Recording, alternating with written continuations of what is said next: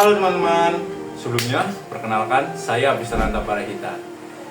Dan beberapa menit ke depan, di sini saya akan menemani kalian untuk membahas dan mencari tahu apa saja sih fitur-fitur yang ada di MongoDB Kompas. Selain itu, saya juga akan melakukan praktek untuk mencoba menambahkan database baru dan juga koleksinya. Semoga video ini membantu kalian untuk semakin memahami fitur-fitur apa saja dan mengimplementasi menggunakan MongoDB Kompas. Langsung saja ke videonya teman-teman. Yuk. Nah teman-teman, sekarang kita udah ada di aplikasi MongoDB-nya. Sebelum saya menjelaskan fitur-fitur apa saja yang ada, di sini saya akan melakukan pengenalan dulu nih apa itu aplikasi MongoDB. Jadi MongoDB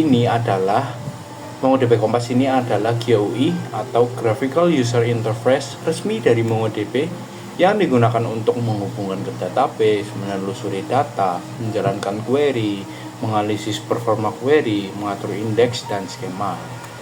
Lalu pada tampilan ini kalian bisa mengubah nih general settings. Nah, di general settings ini berisi pengaturan umum untuk pengalaman pengguna atau pengalaman kalian.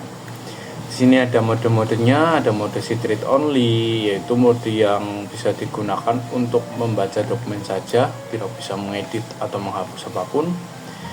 Dan di sini ada mode yang kita gunakan, yaitu enable MongoDB Shell, yaitu mengaktifkan MongoDB Shell yang biasanya kalian di terminal itu, jadi kalian bisa run di MongoDB Kompas ini. Lalu yang terakhir ada protect connection string secrets. Connection ini biasanya digunakan untuk menyembunyikan username dan password kalian pada connection tertentu. Di sini ada tema ada like sama dark. Silakan pilih senyaman kalian karena di sini saya nyamannya pakai yang gelap. Terus selanjutnya ada privacy, proxy configuration, OIDC, dan yang terakhir yaitu MongoDB di sini sudah support AI atau artificial intelligence. Mungkin bagi kalian membutuhkan bantuan dari AI, kalian bisa mengklik tombol login ini nih, yang di sini AI supportnya itu adalah AI Atlas, dan mungkin kalau diklik kalian mungkin akan diarahkan ke login. Nah, betul kan? Di sini karena saya belum terlalu membutuhkan, jadi tidak usah pakai AI lah ya. Nah, langsung aja nih kita akan mulai menjelaskan fitur-fitur yang ada di MongoDB ini. Di sini ada tombol Add New Connection. Nah, di sini gunanya yaitu untuk menambahkan connection baru ke MongoDB Kompas kalian. Karena di sini saya sudah menambahkan server lokal dari komputer saya, jadi sini tidak usah disambungkan lagi. Nah, ini sudah ada di sini ya teman-teman. Ini search connection untuk mungkin jika kalian memiliki banyak connection, kalian bisa search connectionnya di sini. Lalu di sini ada localhost 21017 yang dimana ini adalah connection lokal dari komputer saya. Di sini langsung saja kita coba connect. Nah, ini sudah connect ya teman-teman. Di server lokal ini ada admin, ada database admin, config, family, lokal, dan Russell. Ini admin, config, dan lokal itu adalah database system. Lalu database family dan Russell ini adalah database yang kemarin saya buat. Jadi karena sudah dibuat, kemungkinan kan sudah ada koleksinya. Nah, folder yang ini itu namanya adalah collection dari sebuah database. Kita coba buka salah satu foldernya ya teman-teman. Nah, di sini ada dari database family, yaitu collection dengan nama collection biodata. Di sini menyimpan data-data, mungkin ada ID, nama, lalu umur dari orang-orang tersebut. Nah, kita nggak akan praktek menggunakan database family ini nih teman-teman, karena kebetulan ini sudah ada isinya. Kita cari yang kosong. Loh, ini kedouble nih. Nah, karena mungkin di situasi seperti ini ada yang double, kalian bisa mengklik titik 3 ini untuk menghapus database yang tidak diperlukan, dan juga bisa merename. Misalnya nih, saya karena pengen menghapus, jadi saya rename menjadi hapus aja deh. Yes, rename. Nah, sudah jadi menjadi hapus. Lalu karena saya tidak membutuhkan database ini, jadi saya akan hapus aja. Type hapus to confirm your action. Sudah. Drop collection. Nah, sudah hilang ya teman-teman. Di sini database Russell saya memiliki 2 collection. Itu ada makanan favorit dan minuman favorit. Untuk makanan favoritnya di di sini sendiri, di sini karena sudah ada isinya, jadi kita akan coba praktek di minuman favorit. Kita langsung saja. Di sini pertama-tama kita akan menambahkan data nih. Dan untuk menambahkan datanya sendiri itu ada dua opsi, yaitu bisa insert dokumen dengan kalian memasukkan sintaks dan kalian import file. Kita coba yang insert dokumen dulu deh. Seperti ini ID-nya sudah digenerate oleh sistem, jadi kita langsung saja koma, enter, lalu titik 2. Kita ketik nama, lalu titik 2 di sini namanya misal S0. Lalu enter lagi. Jenisnya itu minuman dingin. Lalu enter lagi untuk harganya. Karena tipe datanya integer, jadi kita tinggal tulis angka aja. Error. Kenapa ini? Oh, karena kurang koma, teman-teman. Komanya berarti di kehapus ini. Sebentar. Nah, komanya di sini. Seperti biasa kalau codingannya error, maka kalian sudah bisa menginsertkan atau menambahkan data yang telah kalian buat. Nah, sini setelah saya perbaiki, ini sudah ada tombol insertnya sudah nyala, langsung saja kita tambahkan. Oke, di sini datanya sudah masuk. Itu adalah tadi cara menambahkan data dengan menggunakan insert dokumen atau sintaks atau codingan. Di sini saya akan menambahkan beberapa data lagi menggunakan file, karena kebetulan saya sudah ada atau menyiapkan file CSV minuman favorit. Nah, selanjutnya pada tampilan import data menggunakan file ini, di sini juga ada beberapa fiturnya nih teman-teman. Salah satunya yaitu fitur yang namanya delimiter. Untuk fungsinya sendiri, delimiter itu digunakan untuk memberitahu sistem karakter apa yang memisahkan antara data dalam satu baris. Contohnya di sini ada koma, tab, semikolon, dan space. Kenapa saya menggunakan delimiter koma di sini? Karena file minuman favorit CSV milik saya, yaitu datanya memang dipisahkan oleh koma. Dan ini yang lain-lain itu misal ada tab, itu biasanya umumnya dalam file TSV atau tab separate values. Kalau space ini jarang dipakai, tapi biasanya digunakan untuk data yang terpisahkan dengan spasi. Lalu yang terakhir ada semikolon. Semikolon ini kadang dipakai untuk wilayah yang menggunakan koma untuk desimal, misalnya Eropa. Misalnya seperti ini teman-teman. Nah, itu kan dipisahkan oleh titik koma. Nah, itu menggunakan semikolon. Oke. Di sini kita menggunakan koma ya teman-teman. Di sini sudah ada tipe datanya string karena ini berupa teks dan yang harga integer. Langsung kita import saja. Oke, di sini datanya sudah masuk nih teman-teman. Selanjutnya kita sudah membahas tentang fitur import data nih teman-teman. Nah, di sini sebelahnya tuh ada import yang namanya export data. Export query result ini digunakan untuk mengekspor sintaks milik kalian. Nih, misal ada all fields atau select fields, atau select fields ini berarti memilih codingan mana yang mau diimport. Kalau yang satunya export the full collection, artinya kalian membuat data yang di sini tadi menjadi file JSON atau CSV seperti file yang tadi saya import. Nah, seperti itu. Lalu di sini ada tombol sintaks. Ini tombol list sintaks, dan ini tombol yang digunakan untuk melihat datanya menjadi label. Ini ada ID, nama, jenis, dan harga. Lalu selanjutnya di atas sendiri ini ada fitur search. Kita option. Nah, di search ini sendiri itu ada fitur-fiturnya, yaitu antara lainnya ada yang di atas ini namanya filter, lalu project, short, collection, indexing, skip, dan limit. Kita coba yang filter dulu nih. Yang filter itu digunakan untuk menyaring dokumen yang ingin ditampilkan.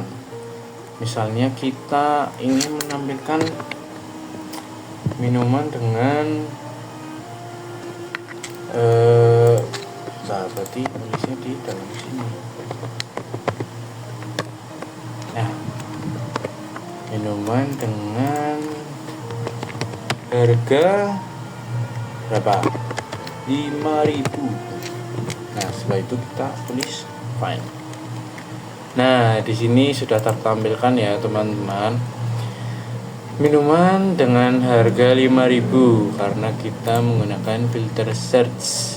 Lalu kita reset, yang akan mengembalikan datanya seperti semula. Lalu selanjutnya di sini kita akan mencoba project. Project ini digunakan untuk menentukan field apa saja yang ditampilkan atau disembunyikan. Contohnya di sini tadi saya sudah mencoba menulis. Di sini saya akan menampilkan ID, harga, nama, dan harga.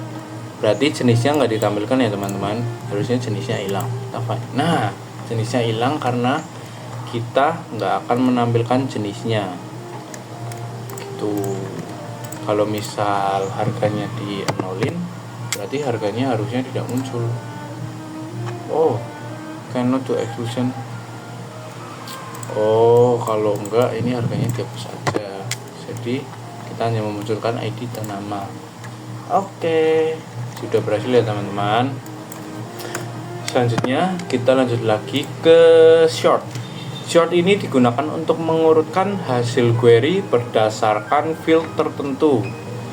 Jadi contoh sintaksnya itu misal seperti ini. Kita akan menampilkan harga dengan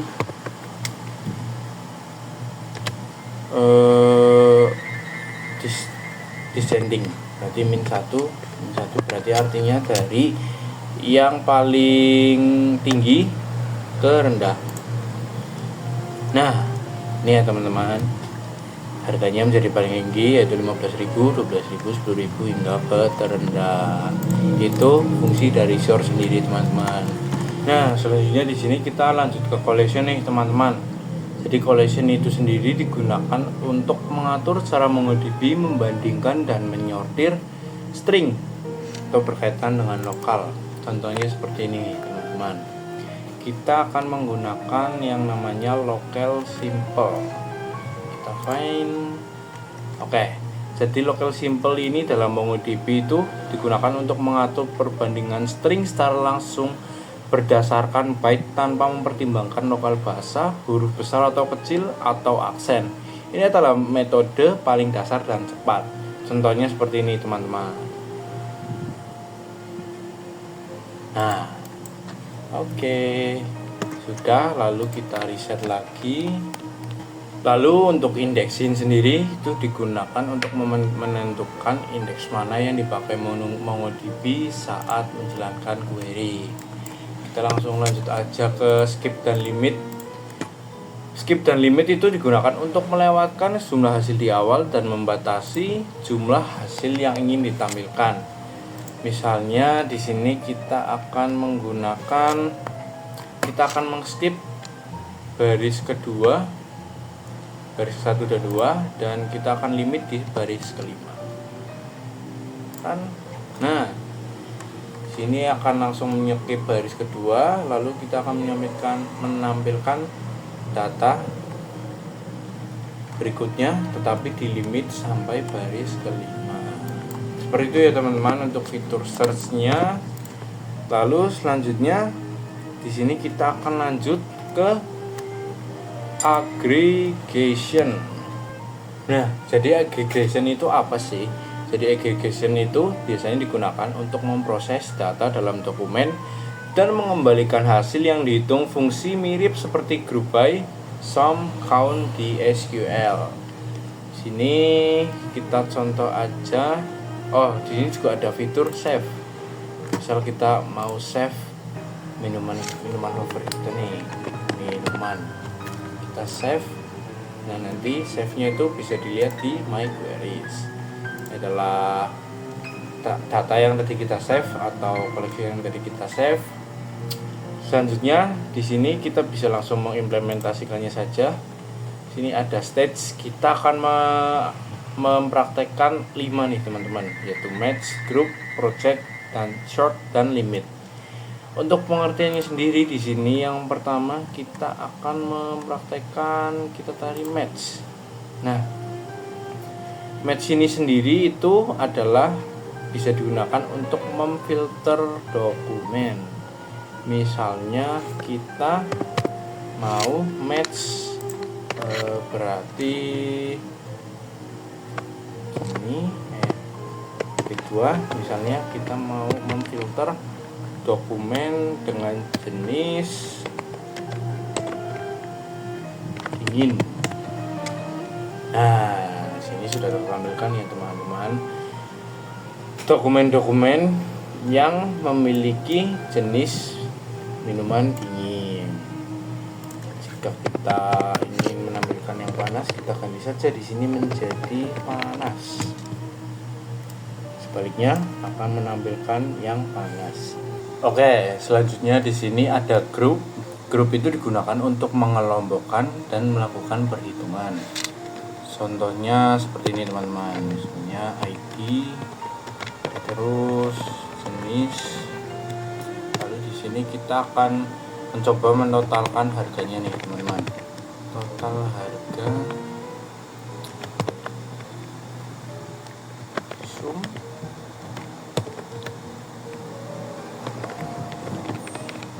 oke. Kita ini kurang koma. Nah, di sini sudah ada total harga dari minuman panas dan minuman dingin, dan ini tadi data yang kita buat yang tanpa jenis minuman. Nah, ini tanpa. Oh, ini kita ganti aja, kita edit jadi dingin. Dingin, update. Lalu coba kita refresh dulu, Oke, kita ke aplikasi lagi. Ini berarti sebentar, refresh. Kita connect ulang lagi aja deh. Connect. Cancel, minuman favorit, application. Oh, ulang. Oke, kita coba ulang lagi. Kita ke grup. Halo.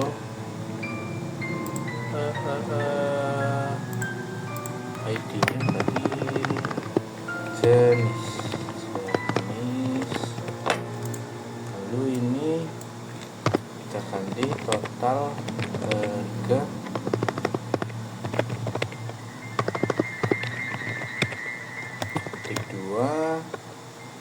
Ini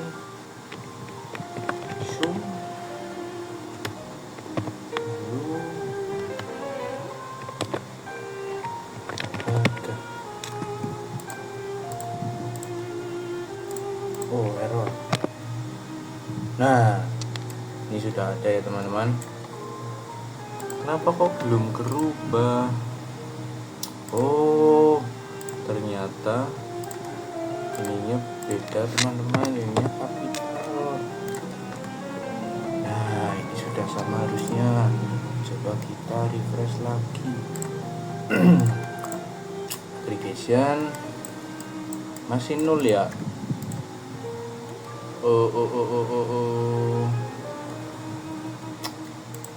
Coba kita ulang lagi. Lalu ke grup. Set. Nah, ini sudah jadi satu ya teman-teman. Karena tadi jenisnya itu beda, J-nya besar, jadi tidak tereksekut oleh sistem. Yang sudah saya samakan, sudah menjadi dingin dan panas menjadi satu. Ada 2. Lalu selanjutnya kita akan mempraktekkan yaitu project.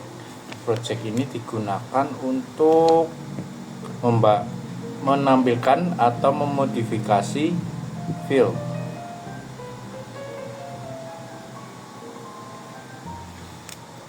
Kita cari dulu di sini project mana nih project. Nah, ini dia project Lalu untuk codingannya sendiri itu misal contoh underscore ID, ini seperti filter. Jadi kita misal ID-nya enggak ditampilkan, lalu kita mau menampilkan nama dan juga harganya. Oh, ini kurang koma. Nah sini ini seperti filter ya teman-teman. Untuk project ini kita tidak menampilkan ID dan kita hanya ingin menampilkan nama dan harganya.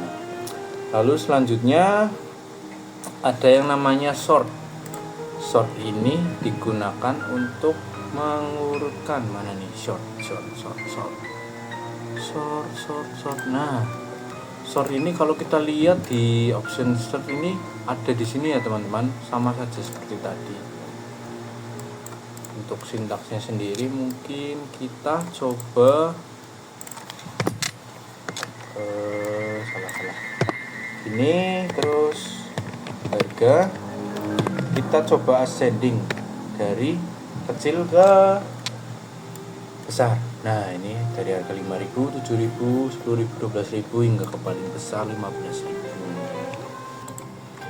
Nah, untuk fitur yang selanjutnya setelah aggregation, di sini ada skema, index, dan validation. Pertama-tama kita akan bahas skemanya dulu nih teman-teman. Jadi apa sih itu fungsi dari skema? Jadi fungsi dari skema di sini itu adalah untuk menganalisis kira-kira berapa sih persentase dari data yang kalian miliki.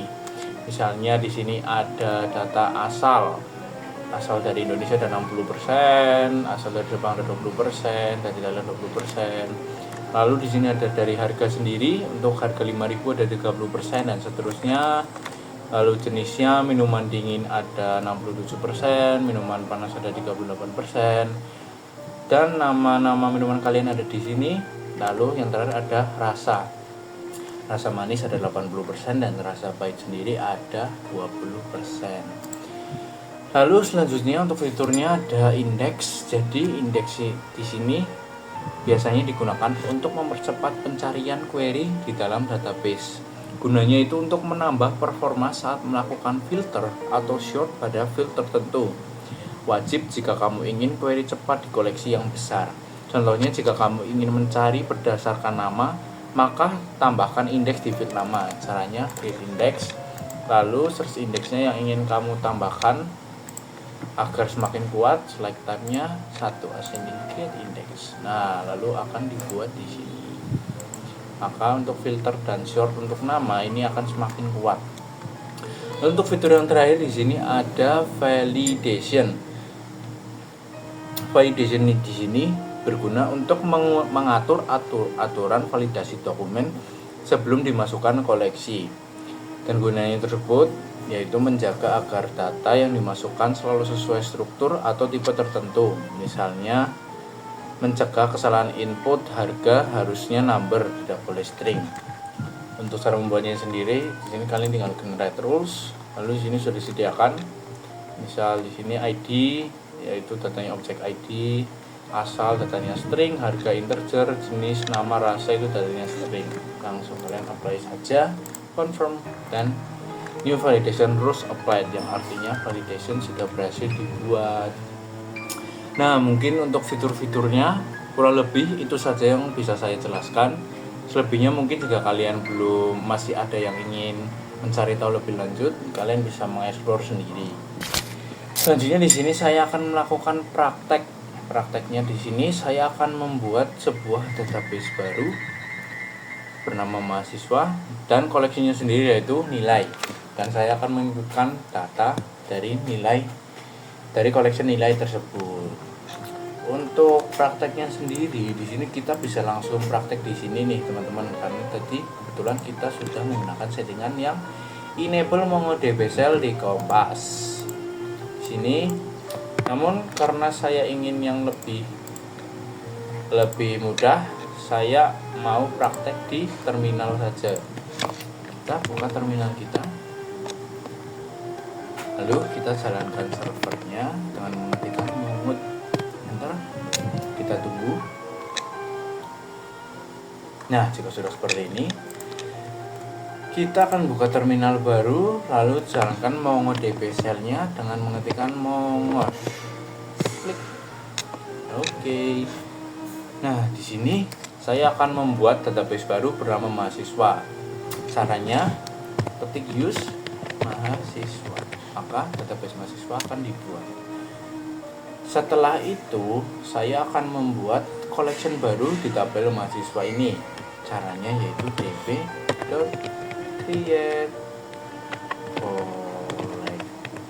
collection kurung buka titik 2 nilai, ini kurung tutup, enter. Nah, ini saya sudah membuat database mahasiswa dan koleksinya yaitu nilai. Di sini saya ingin mengecek apakah sudah beneran dibuat, sudah terbuat. Kita disconnect dulu, lalu kita connect lagi. Nah, ternyata sudah muncul ya teman-teman, database mahasiswa dan koleksinya nilai yang masih kosong. Selanjutnya di sini saya akan mencoba menambahkan beberapa data yang akan saya tambahkan di koleksi nilai tersebut. Di sini saya akan menuliskan sintaks untuk menambahkan data yang banyak dengan cara db.nilai.insert many kurung buka kurung tutup, lalu enter. Nah, di sini saya akan menambahkan data-data dulu ya teman-teman.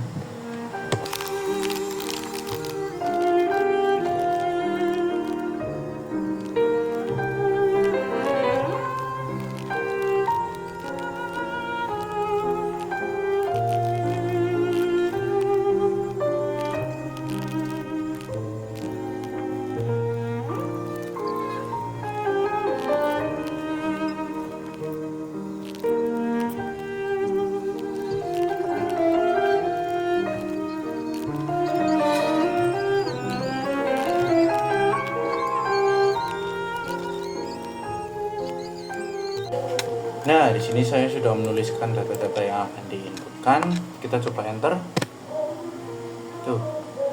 Oh. Salah.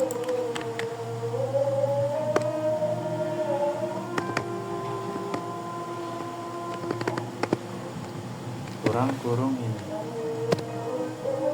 Oke, datanya sudah masuk.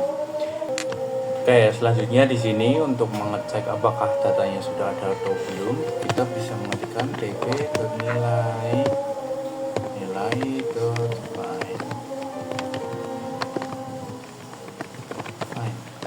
kurung tutup. db nilai is not a function.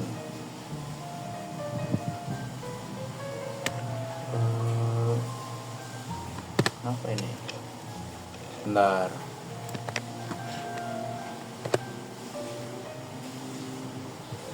Oh, ternyata F-nya harus kecil teman-teman. Nah, ini adalah data-data yang sudah kita masukkan tadi. Sekarang coba saya ingin mengecek di MongoDB Kompas. Loh, hilang lagi. Disconnect, connect lagi. Mahasiswa, nilai. Nah, datanya sudah ada. Oke, mungkin cukup sekian dari saya. Semoga penjelasan tentang MongoDB Kompas dan prakteknya tadi bisa membantu kalian untuk pemahaman singkat terkait MongoDB Kompas ini. Saya pamit undur diri. Terima kasih.